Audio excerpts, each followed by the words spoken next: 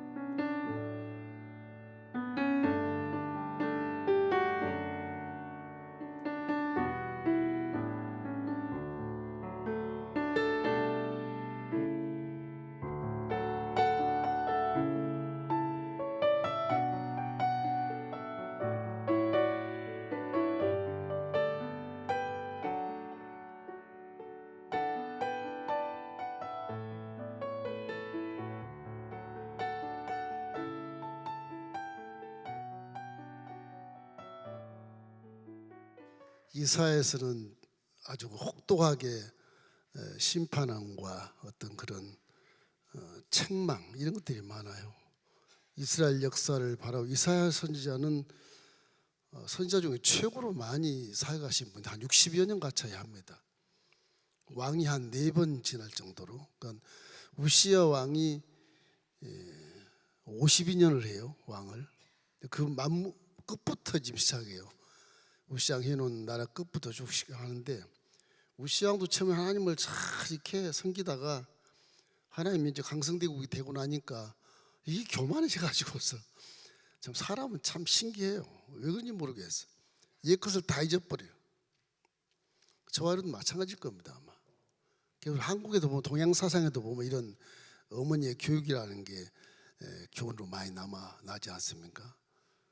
엄마가 주로 아이들에게 매를 치고 신사이등 같은 분인가 그런 분들 이렇게 자식에 대해서 이렇게 공부를 시키는. 매를 때리는 건 사랑의 매이기 때문에 남자가 때리는 것보다 여자가 때리는 게 훨씬 더 위로가 돼요. 엄마가 때린 게 위로가 되지 아빠가 때리면 그냥 난리 나는 거죠. 엄마가 주로 이게 가정교육을 많이 시키는 것이 동양사상에서는 굉장히 아름다운 거예요. 그러니까 하나님이 원하시는 것 같아. 아이에게 마땅히 가르칠 바를 가르쳐라. 매를 때는 때리고. 그래, 너무 과잉보를 하는 지금 시대에 보면 안 맞잖아요, 그죠? 오히려 또 시대가 또 변화가 돼가지고서 이제는 독신주의가 많이 생겨가지고서 이제 프랑스 닮아가는데 결혼을 왜 안 하려고 하는지 모르고 아이들 안 낳으려고 그러고 참 세상이 이제 많이 어려워질 것 같아요 앞으로. 이 이사야가 처음부터 말하는 게 이 우시야 왕, 그 아들 요담, 아하스, 그 다음에 또 히스기야, 요 네 왕이 있을 때 존재한 분인데 히스기야 왕 얘기를 많이 해요. 이 히스기야 왕 때는 어떤 일이 있냐? 그 히스기야 왕 때는 이제 할아버지죠, 진주 할아버지 우시야 왕이 해놓았던 그 여러 가지 그런 산당이나 뭐 우상 숭배 같은 거 이런 것들은 너무 많이 나온 데다가 정세가 이제 북이스라엘은 아수르하고 대적을 하고 요람하고 이제 합쳐가지고 북이스라엘이 이제 전쟁을 강성대국을 만들어서 아수르가 못 내려오도록 하고 막아주고 있고, 그래서 북이스라엘이 남쪽에 있는 왕에게 함께 동맹하자. 요람 아람하고 북이스라엘 남하고 같이 동맹하자. 형제지간이 아니냐. 근데 남쪽에서 너 그래 안 한다.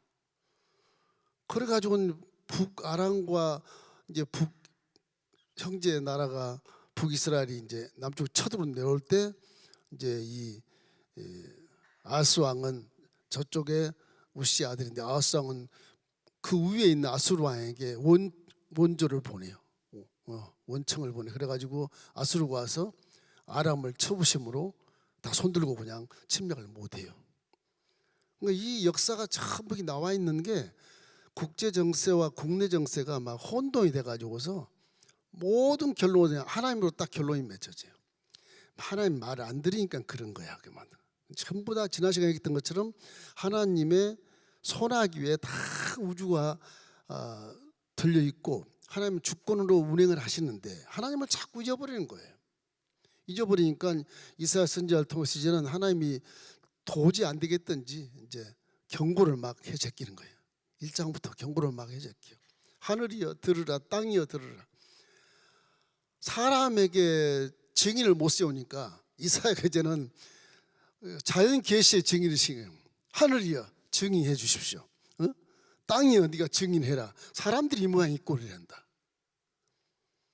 하늘과 땅이나 천지만물은 다 하나님 어떤 말씀에 순종해서 잘 잘하고 역사가 일어나가는데 이 사람만 이게 하나님을 배반해서 어머니가 생각할 내가 네 자식을 낳았는데 네가 나를 배반하였도다. 그런 논조로 이렇게 이사야가 이스라엘의 경종을 울리는 그런 것입니다.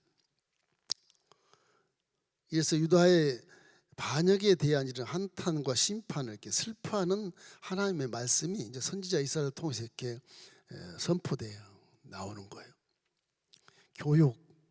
교육이라는 게 때려야 돼요. 사람은 때려야 정신 차려요.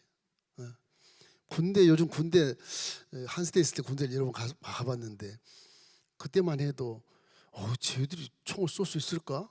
얼굴이 허연히 뭐 군대 가면 저희들은 새까맣게 타가지고 막 흑인 같았거든요.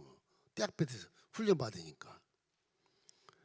그 요즘 군인은 뭐 허여물이 해가지고 저 총도 쏠 수 있을까, 좀 뭐 싸울 수 있을까 싶을 정도로 그렇게 보여요. 가더니 군대는 이렇게 뭐 요즘 전화기도 갖고 들어가고 핸드폰도 비밀이 없어. 저희 군대에서는 1급 비밀, 2급 비밀 그래가지고서 제가 1급 비밀도 취급을 했거든요. 상판을 내가 그려주니까 이렇게 공격, 방어 이런 상판을 그림으로 등고선 해가지고 산마대에서 이렇게 진지 표시해가지고 화살표에서 이렇게 하기 때문에 이 비밀을 알고 있거든. 제대도 제 뒤를 조사하는 경우도 있어요. 그 정도로 비밀을 이렇게 귀히 여기거든요. 이건 안보, 요즘에 뉴스도 막 그냥 비행기가 뭐가 떴다 이름까지 다 나오고 이런 게 있을 수가 없어요. 근데 그런 게 이제 나와도 괜찮은가 봐. 핵무기가 있으니까 그런지 몰라도 괜찮은가 봐. 뭐 이게 신기해요. 근데 군대가 군기가 빠져. 선후배 이게 질서가 안 잡혀. 군대가 사기가 해이해져서 사건이 많이 일어나잖아요. 물론 그래도 많이 일어났겠지만 그때는 군대가 군기를 잡기 때문에 일어나도 사회는 전혀 광고가 안 돼요. 기사도 안 나오고. 요즘은 뭐 군인이고 뭐 평민이고 뭐 똑같이 뭐 신문에 데스트피라고 막 그러더라고요. 이게 하나님이 이스라엘을 봤을 때, 야, 참 이게 우시아도 왕이 이렇게 시켜놓고 강성대국이 돼 있고 태평성대를 이루는데 우시아가 이제 선지자를 무시하고 제사장을 무시하고 자기가 성전에 가서 향로 불 피다가 분향을 하다가 문둥병에 걸려버리잖아요. 그래가지고서 결국 뒷방늙은이가 됐어요. 안 죽었어요. 뒷방늙은이가 돼서 장장 한 10여 년 가차이 이 섭정을 해요. 딱 섭정. 요담 앞에 딱 앉히고 뒤에서 얼굴 가리고 이렇게 해라 저렇게 해라. 섭정. 요담은 왕이지만 그 노보트 같은 사람이에요. 아스도 마찬가지고. 우시아는 그렇게 오래 살아요. 오래 살아요. 52년을 왕위를 심부하고 있었으니까. 근데 그 우시양이 이렇게 교만해서 문둥병이 걸려서 그렇게 있을 때 저 자식 요담도 그 사람이 계속 그 왕의 마지막 교만 속에서 있었던 그런 걸 많은 걸 배웠기 때문에 아버지가 그대로 내려가요. 그 이대까지 내려가요. 그러다가 히스기야가 시원하게 나왔을 때 25세의 왕이 되는데 히스기야가 한 29년 정도 왕을 해요. 이건 뭐 산당을 파괴해 버리고요. 그럼 이렇게 산당에다 외부 이런 이방신들이 들어와 가지고서 사람을 잡아서 이렇게 제사 드리는 거 전부 금지시키고요. 하나님 기뻐하는 그런 일을 많이 해요. 히스기야가. 그게 종교 개혁을 해요. 하나님이 히스기야를 너무너무 기뻐하는. 그래서 이사야 선지자도 지금 첫 때부터 히스기야를 그때를 놓고 얘기를 하는 거예요. 비교를 해서. 우시 왕 때 봐라. 요담 왕 때 봐라. 그래서 이사야 1장 3절에 이렇게 나와요. 소는 그 임자를 알고 나귀는 그 주인의 구유를 알건만은 이스라엘은 알지 못하고 나의 백성은 깨닫지 못하는도다 하셨도다. 소도 이 자연 계시된 거예요. 소도 임자를 안다. 나귀도 자기 주인을 아는데 사람은 모른다는 거예요. 패역하는 너희여 반역이로다 반역. 이스라엘의 모든 지나온 세월들에 대한 그 범죄에 대한 얘기들을 이사야 선지자를 통해서 하나님은 조목조목 얘기를 하면서 돌아와라 이제 회개하고 돌아와야 된다. 그렇게 하면서 너무 이렇게 안 돌아오니까 이 너희들이 든 병이 어떤 병인지를 보여주고 이렇게 돌아오라고 요청하는 것입니다. 사람이 가축만도 못하다. 그런 하나님 실망이 보통이 아니죠. 보통이 아니죠. 가축만큼 뭐 짐승만도 못하다. 성경에도 뭐 잠언에 보면 깨닫지 못한 자는 짐승 같다 그런 말이 나오지만은 하나님 뭐 마음이 그런 것 같아요. 그래서 심판, 이 사랑이면 정말 심판을 이제 경고의 심판. 이게 마음이 슬퍼서 그래요. 슬프다. 나 슬프다. 내 자식들이요. 그런 거 슬프다. 이거 반드시 심판이 온다. 그 심판할 때 이제 이걸 마음속에 이제 새기면서 이사야가 하나님이 이사야에게 하는 말이 그래요. 하늘을 정의 삼아요. 하늘 땅 정인으로 불러요. 정의 삼아서 하늘과 땅이여 보소서 이런 거지. 온 세상에 살고 있는 인간의 상태는 너무 이상하다. 내가 창조했던 인간은 그런 것이 아닌데 너무너무 이상하다는 거예요.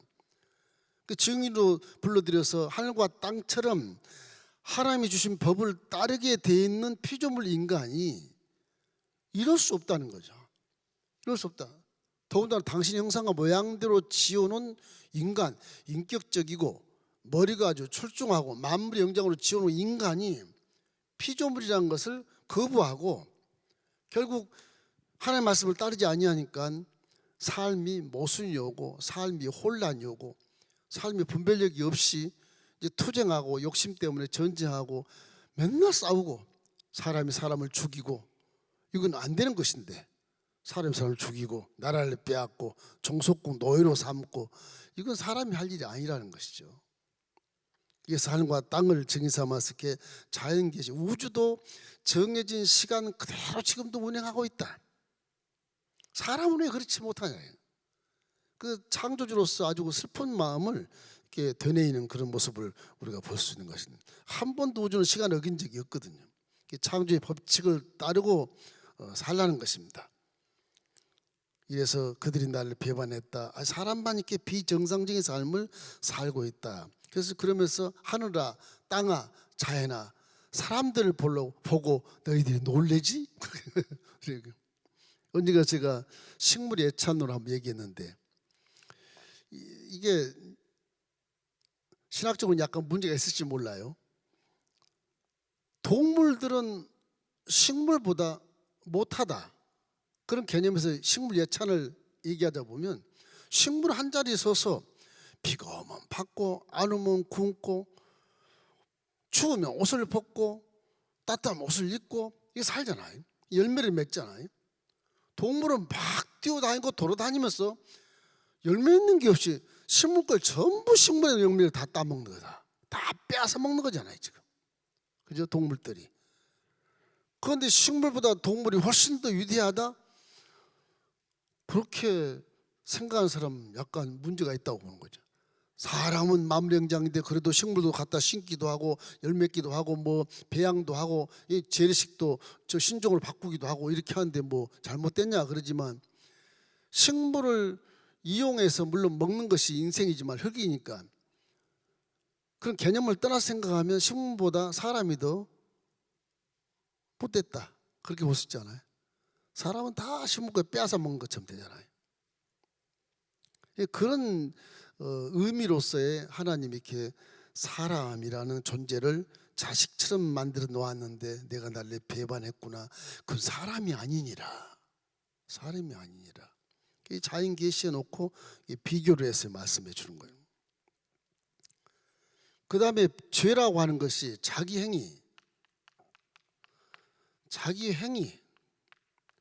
행위로 죄를 지었다.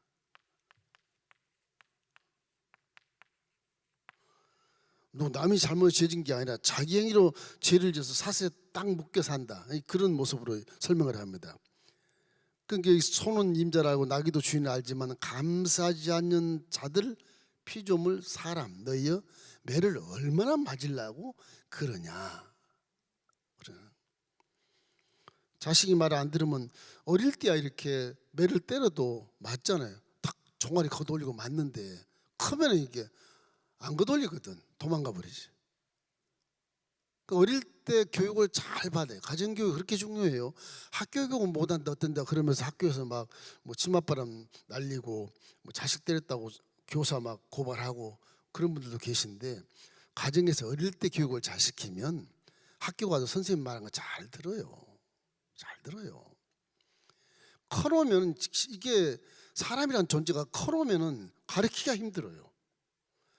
군대는 전쟁하는 군인들이기 때문에 사기를 위해서 질서를 잡기 위해서 엎드려 뻗쳐 그냥 곡괭이 자루 빼가지고 내리 때립니다. 뭐 엉덩이가 부어오를 정도로 잠 못 잘 정도로 내리 때려요. 그래야 이게 말을 들어요. 격려를 하고. 안 그러면 초등학교 나온 애가 뭐 병장이라고 대학 나온 상병한테 격려하라고 그러는 게 이 상병이 교만하면 내가 너한테 격려하냐? 그건 죽어요. 반 죽어요. 전쟁터에 나가면 상관이 명령 앞으로 나가야 돼. 안 나가면 쏴버려요. 그게 군대거든요. 요즘에는 상관이 앞에 나가야 돼. 그래 따라와라. 그렇게 나가요. 세상이 참 많이 변했어요. 사람이란 게 이렇게 안 때리면 정신을 못 차린가 봐요.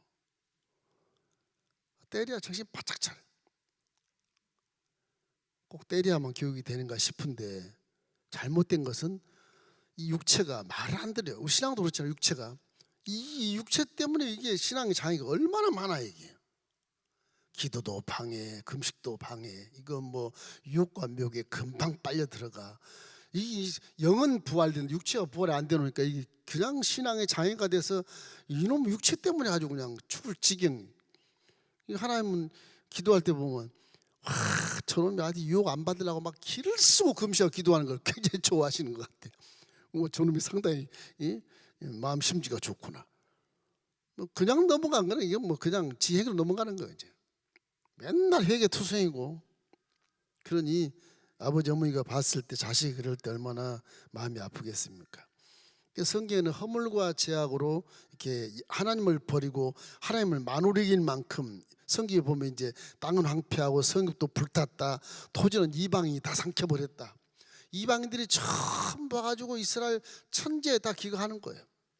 북이스라엘은 그래서 나중에 느헤미야가 이렇게 포로 갔다가 돌아왔을 때 북이스라엘 백성들은 성벽 쌓지 말아요. 부정탄 놈들이라고. 혼혈 민족이라고 안 받아들이잖아요. 그렇잖아요. 워낙 전쟁이 많고 전쟁에 이겨서 자기 종족을 존재하게 하기 위해서 막 우상 숭배했던 그런 나라와 동맹을 맺다 보니까 또 우상 숭배 나라와 또 혼인 동맹을 맺다 보니까 전부 바알 신이 뭐 아세라 신이 들어가지고서 그렇게 순하고 선민인 백성들의 마음을 다 이렇게 오염시켜 버리고 신앙 자체가 오염돼 버리고 이제 하나님 말씀 공부하는 것보다 쉽게 믿자. 그냥 우상 가서 절하고 제사 드리고 끝. 그렇게 이제 국민 백성들이 이렇게 타락해 버리는 그런 것들이 이스라엘에 굉장히 시대마다 많았습니다. 그래서 하나님은 헛된 점을 기뻐하지 않는다. 너희들은 내 마당만 밟은 너희들 기도는 가증하도다 이렇게 나와요. 가증하다. 그러니까 하나님이 예배와 악행을 거짓스러운 예배, 형식적 예배를 견디지 못하고 악행을 견디지 못해서 결국 성일일지라도 순종이 결여되면 하나님은 불쾌하다. 순종이 참 중요해요. 구약시대에 이렇게 창세부터 보면 하나님이 가장 원하시는 것이 여러 가지가 있겠지만 제일 첫째는 성결, 깨끗한 걸 좋아하세요. 마귀는 더러운 걸 좋아하지만 하나님은 그게 빛이에요. 마귀는 어둠이고 그것만 잘 간파해도 성경 거의 다 아는 거예요. 그 다음에 말씀에 순종, 불순종. 창조주 말씀에 순종하면 복을 받고 순종 안 하면 저주받는다. 딱 그 두 가지거든요. 이게 두 가지. 그것만 알아도 성경 전체를 거의 알 수 있는 비결이에요. 행동도 그렇게 하면 난 빛 가운데 행동해야 된다. 어둠 가운데 하면 안 되겠구나. 더럽게 살면 안 되겠구나. 깨끗하게 살자. 확 드러나서 질서 정연하게 살자. 그것이 신앙의 삶이거든. 우리 기독교 관의 삶이란 말이에요. 하나님이 빛이시기 때문에 그래요. 그래서 하나님이 너희들의 기도를 듣지 않을 것이다. 은은 찌꺼기가 되었다. 그런 말이 나와. 아까 읽어보니까 은은 찌꺼기가 되었다. 순은이 아니고 전부 불순물이 들어와가지고서 은이 아니야. 이게 찌꺼기다. 포도주에 물이 섞였다 그러지 않습니까? 포도주에 물이 섞이면 맛이 없잖아요.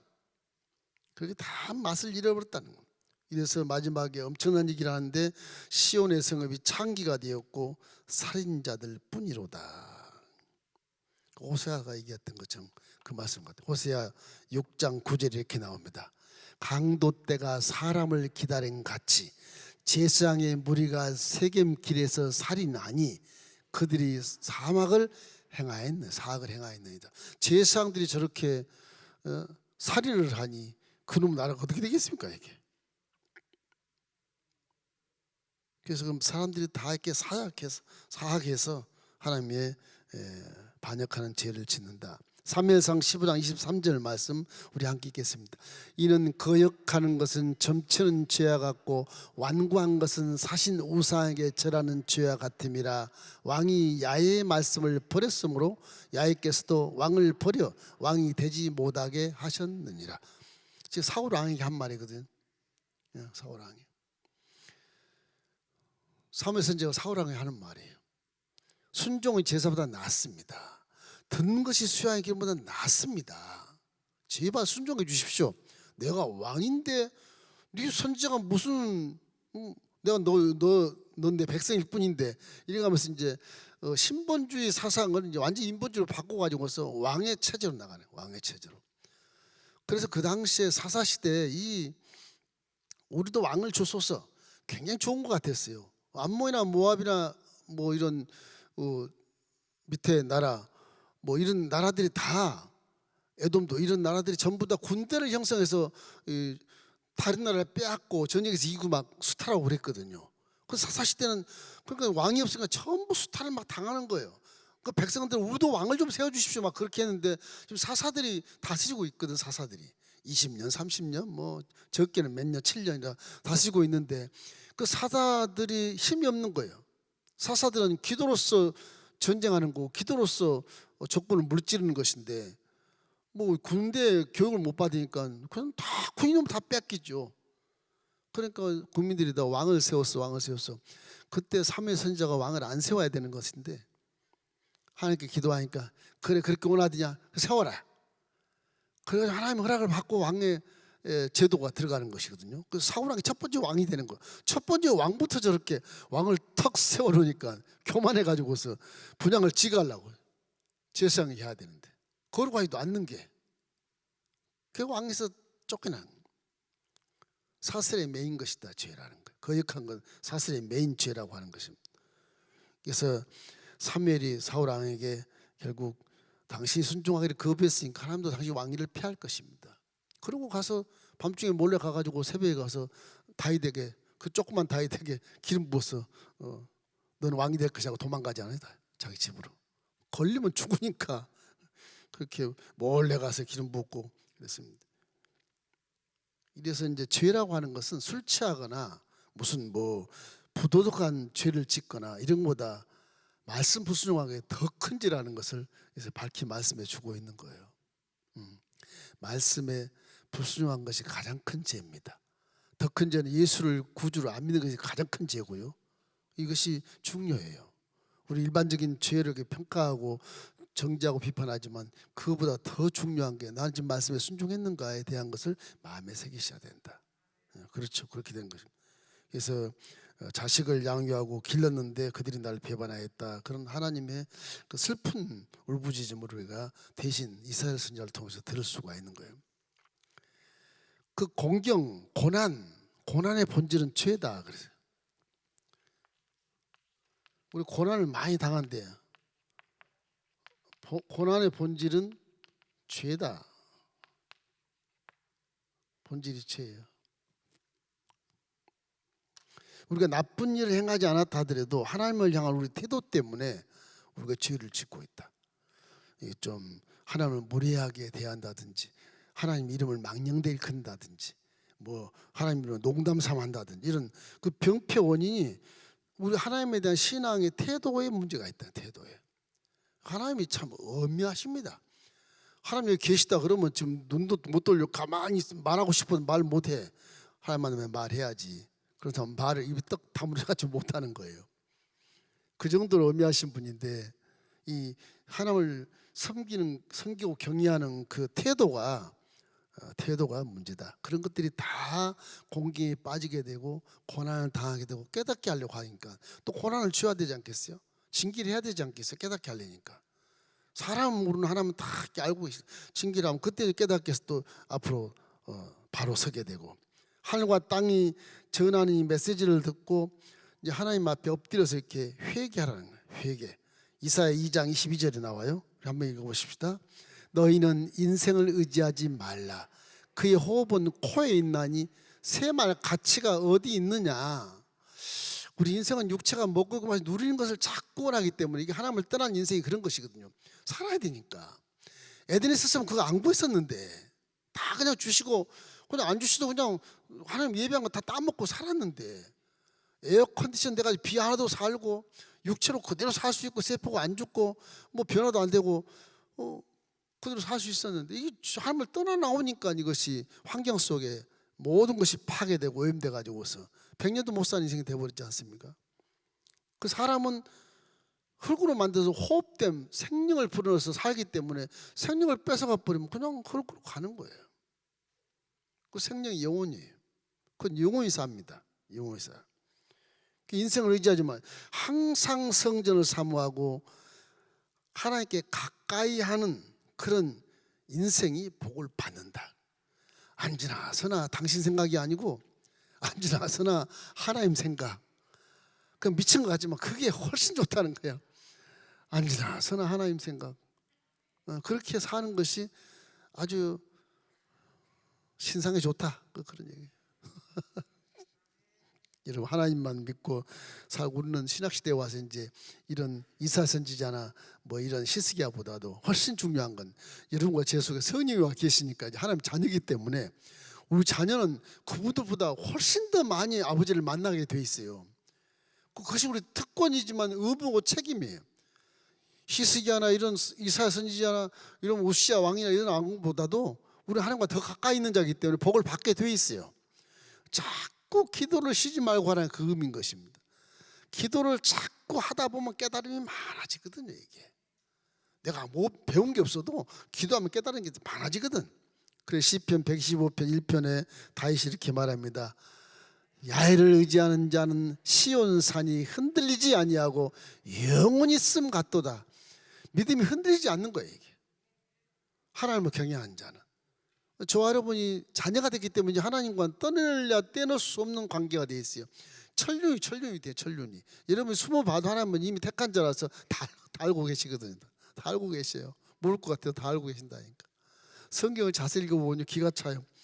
아브라함 길을 딱 해놓고 그 길을 인도를 해요. 목적지 얘기 안 합니다. 아브라함아 남서쪽으로 가라. 어딘지 모르고 그냥 가는 거예요. 구약에는 성령이 밖에서 역사해서 인도에서 가는 것처럼 보여요. 아브라함 앞길을 몰라요. 한치 앞도 몰라요. 그럼 어떻게 말씀에 순종을 해야 낯선 길에서 길을 찾지.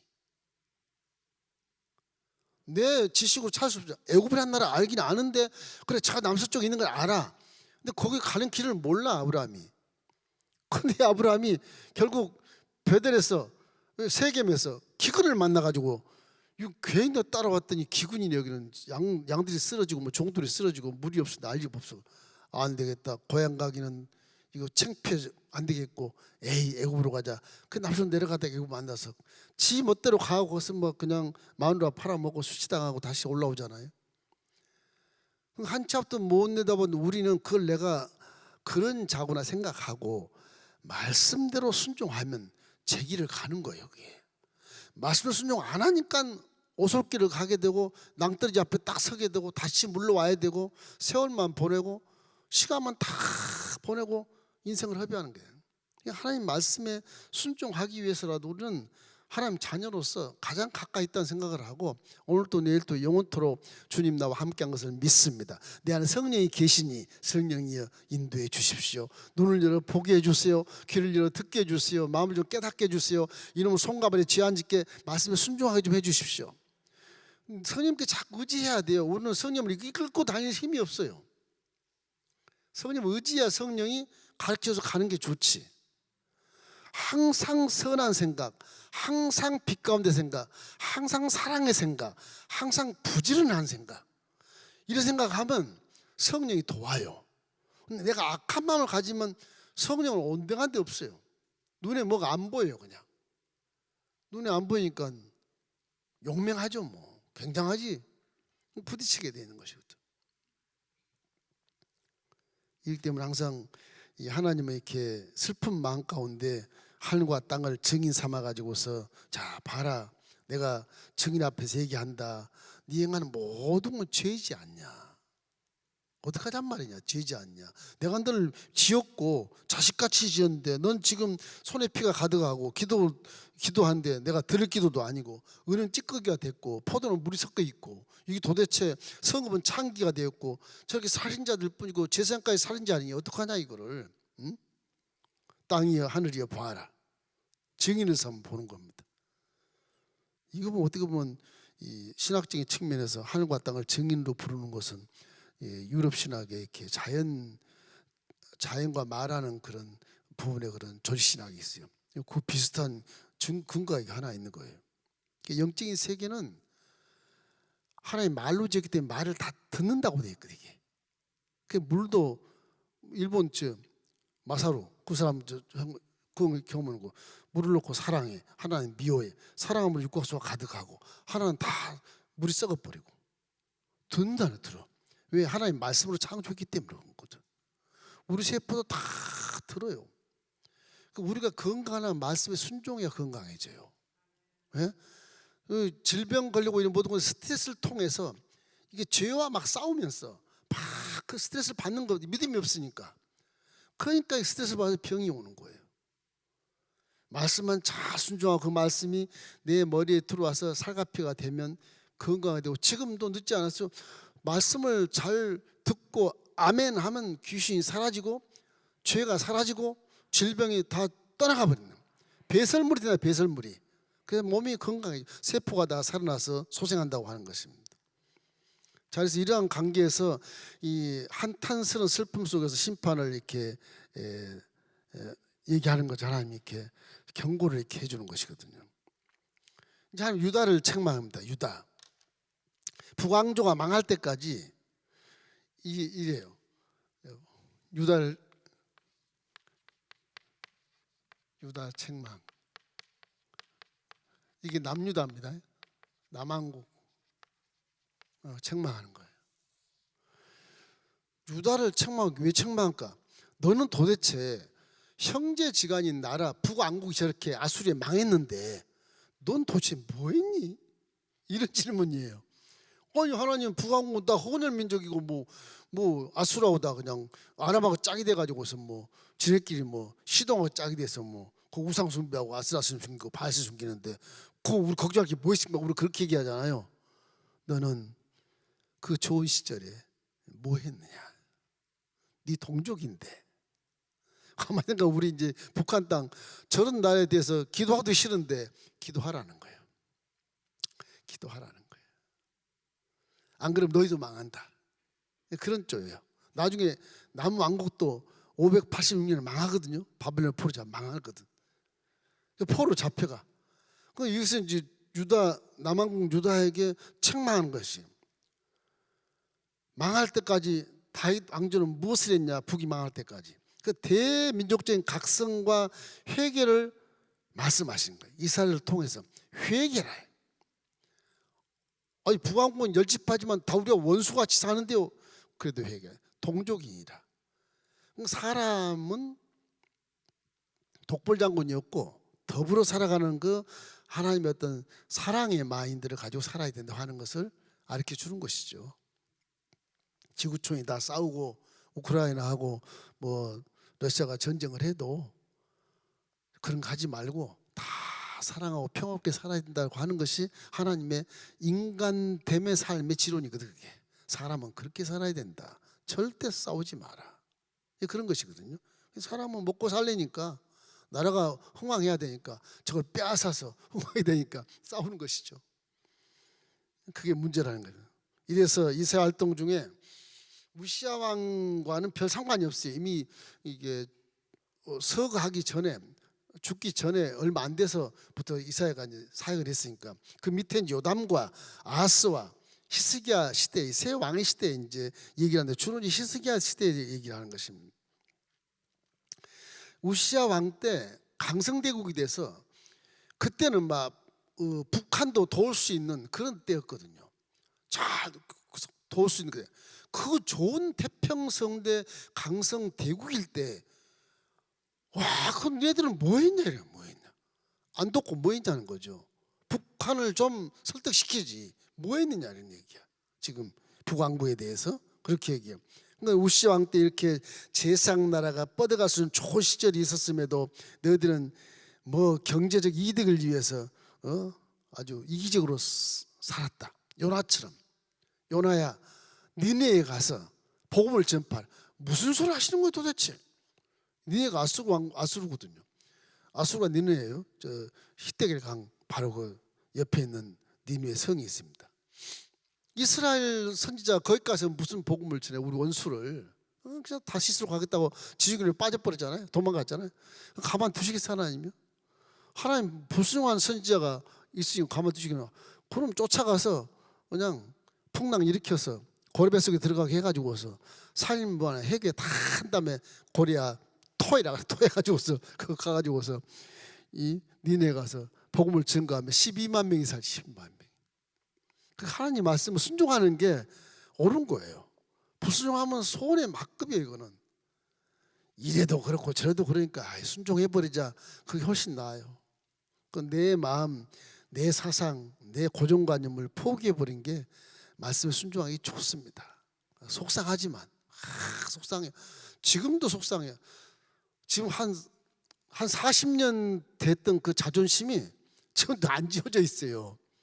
내가 꼭 이래야 돼? 이래야 되는 거야? 또 그런 일이 또 생기네. 이게 자꾸 생각이 나는 거예요. 이게 종이 되는데도. 그래도 마음은 그래도 순종하는 것이 신상이 좋아요. 순종 안 하면 끝나. 그냥 자기 성질, 자기 교만에 끝나버리는 거예요. 그러니까 참 이 사람이란 마음이 하나님 닮아서 그런지 참 복잡해.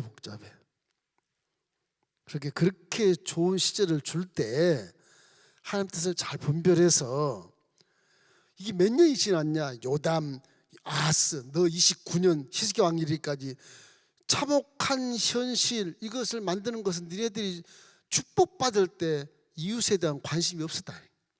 그러니까 축복받을 때 금식도 하면 좋고요, 축복받을 때 이웃을 중보하면 좋고, 축복받을 때 선한 일 많이 하면 좋은 거예요. 그걸 지적하는 거지. 유다에게 니네들은 다윗 후손으로 내가 언약을 줬지 않냐. 그래서 유다를 책망하는 거예요. 우리가 생각하는 건 축복을 받을 때,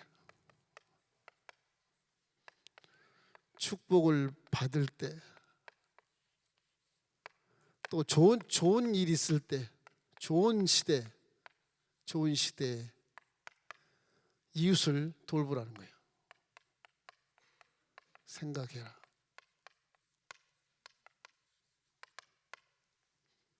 좋을 때, 일이 잘 될 때 감사기도 많이 하고, 이 잘 될 때 또 흥분도 많이 하고, 이 잘 될 때 이웃도 많이 돕고, 이 잘 될 때 기도도 많이 하는 것이 그 저축이에요. 딱 그 얘기입니다. 지금 이사야 선지자가 경고하는 것이, 지금 새 왕이 될 때 뭐했냐. 니네들은 그렇게 좋은 시절에 북한도 도왔으면, 북왕국을 도왔으면, 여로보암 미세가 있을 때 도왔으면, 그때부터 도왔으면 지금 니네들이 평화조약을 맺어가지고 나라가 하나 될 수도 있다, 그런 얘기죠. 혼혈민족 그런 건 사람이 판단하는 것이고 사람이 판단하는 것이고, 그렇게 하라는 것입니다. 용서가 먼저니까. 그죠? 우시왕 북왕국 그 섬겼던 교만을 그대로 답습해 가지고서 지금 이 나라가 지금 휘청거리는 거예요. 요담과 아하스 왕이 들려서 무엇을 했느냐, 그런 뜻이고, 히스기야 너도 도대체 무엇을 했냐, 그런 뜻입니다. 지금 그 부유한 물질, 부유한 문명, 잘 사는 것, 이것이 좋은 거죠. 그 자리에 먹혀 있다가 보이지 않는 외세의 나라는 더 강성해지는 거예요. 지금 이스라엘 조그만 나라 봐도 그래요. 엊그제 설명한 것 똑같이 강원도마다 약간 큰 나라인데, 이 나라가 자기끼리 신앙 마치고 막 있고 축복 주니까 그냥 자기들끼리 먹고 살고 있다 보니까 주위에 그냥 바벨론이고 아수르고 페르시아고 다 커져가지고서 또 한 번 다 그냥 숫대밭이 돼요. 숫대밭이 되잖아요. 바벨론 포로 잡혀가고. 그래서 이웃을 자꾸 사랑하는 것이 동맹 아니라 큰 연합하는 그런 군대가 될 수 있고, 연합한 나라가 될 수 있고, 나라를 키우는 방법이 될 수 있죠. 그런 것입니다. 그래서 우리는 이런 걸 보면 일본이고 북한이고 전부 좀 서로 사랑해가지고 큰 나라를 만들어가지고, 우리도 연방제국을 만들어서 미 합중국처럼 합중국처럼 이렇게 만들어가지고서 큰 나라 번성하면 조그만 나라가 아니고 무시도 안 당하고 좋지 않겠습니까? 사랑해야 되거든. 사랑을 하나가 돼야 돼. 하나님은 유일한 창조시고 천지 만물을 창조한 주인이기 때문에 피조물들은 정직하게 이 말씀에 순종하는 것을 인정하라는 거지. 인정하라. 이사 선지자가 잠언서 13장 24절 우리 함께 읽겠습니다. 매를 아끼는 자는 그 자식을 미워함이라. 자식을 사랑하는 자는 근실이 징계하느니라. 자식을 사랑하면 매를 때리라, 가르치라는 거. 그 어린 자예요. 커서는 힘들어요. 어릴 때부터 잘 가르치라는 거예요. 우리 동양 사상에 이런 엄마가 자식을 때리는 이런 그림들 민화들을 보면 참 훌륭하셔. 어머니들 훌륭하셔. 성서적입니다. 아주. 하나님도 어머니의 마음으로 때리거든. 사실은 아버지 마음으로 안 때려요. 어머니 사랑을 가지고 때리셔라. 항상 살려야 되니까. 사랑하지 않는 것, 징계를 안 하면 사랑하지 않는다는 것, 훈계하지만 사랑하지 않는다는 것입니다. 그러니까 어린 자녀들 항상 부모로부터 훈계를 받고 교육을 받아야 된다는 그런 권리가 있는 것이죠. 사랑과 훈계는 본질적으로 하나라는 것을 그림에서 우리가 볼 수 있듯이 사랑과 훈계는 본질적으로 하나다. 그 훈계 속에 사랑이 내포되어 있고 그 매에 사랑이 들어있다. 그런 개념으로 이제 교육을 해야 한다는 거죠. 참 우리는 가정교육을 잘해야 될 줄 믿습니다. 이 시대야말로 정말 부모의 진정한 권위와 사랑이 강력하게 요구되는 곳이기 때문에 우리가 사랑을 많이 해야 되겠습니다.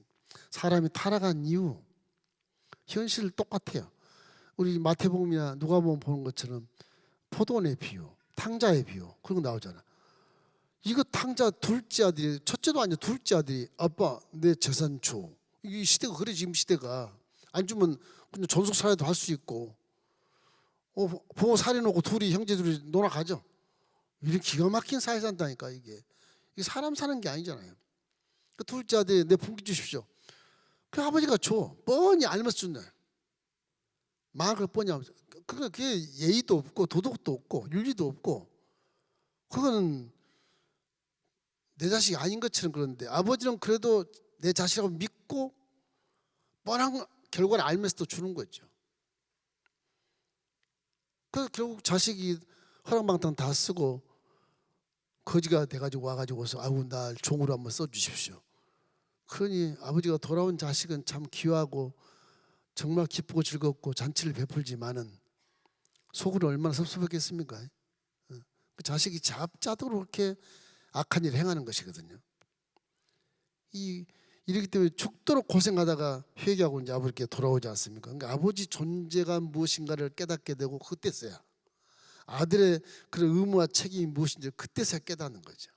그때서야. 이게 어린 자식들의 교육을 잘 시켜야 돼. 너무 보호 본능을 많이 가지면요 안 돼요. 그때요.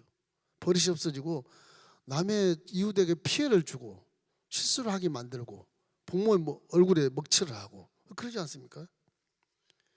이래서 결국 이제 하나님 유다를 책망하는 가운데서 마지막으로는 회개를 촉구합니다.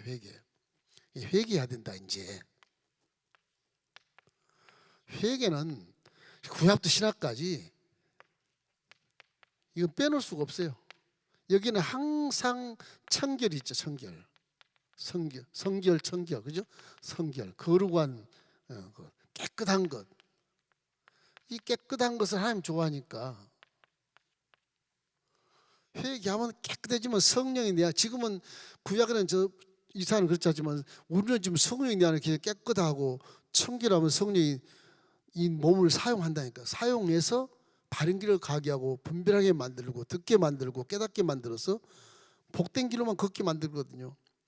여기 지금 1장부터 35장까지는 범죄할 이스라엘에게 심판이 있을 것을 예언을 이사야가 해요. 남유다가 징계받을 수밖에 없는 이유, 이 회개해야 된다. 그래야 징계를 안 받는다. 회개.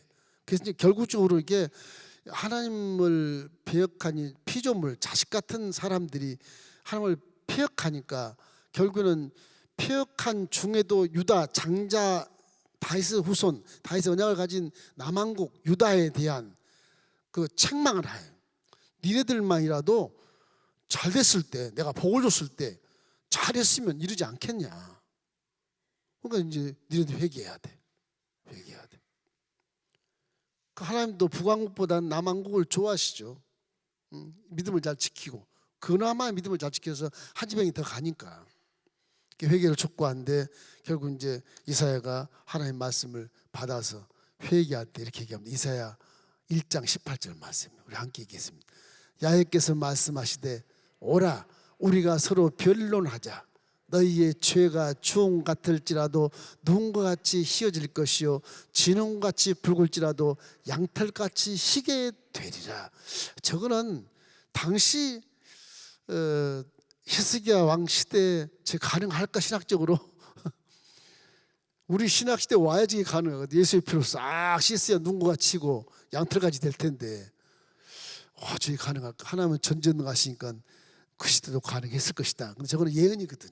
예언. 신약 시대까지 걸렸어요. 한 예언이에요.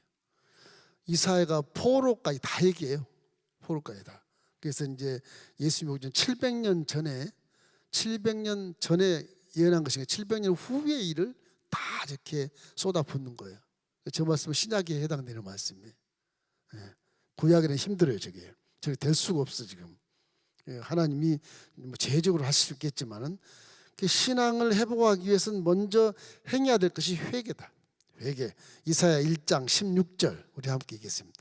너희는 스스로 씻으며 스스로 깨끗하게 하여 내 목전에서 너희 악한 행실을 버리며 행악을 그쳐라. 그게 회개하는 겁니다. 악한 언행 심사, 마음과 말과 행동과 이런 거 다 악한 걸 버리고 깨끗하게 자신의 몸을 스스로 씻고 옷도 깨끗하게 빨아입고 과거의 악한 행실을 버리고 말이나 행동이 고운 말하고 고운 생각을 해야 되는 것이고 그 새로운 인생을 살아가고자 하는 그런 각오를 해야 된다. 즉 우리의 피조물을 얘기하는 거예요. 그런즉 그리스도 안에서는 새로운 피조물이라. 이전 것은 지나갔으니 보라 새 것이 튀었다. 그 말씀을 얘기하는 겁니다. 그래서 이사야가 하는 말이 이게 6월절의 은혜가 그 가운데 있기 때문이다. 그렇게 해석을 할 수 있어요. 6월절에는 죽음의 사자가 갔을 때 장자가 죽지 않습니까?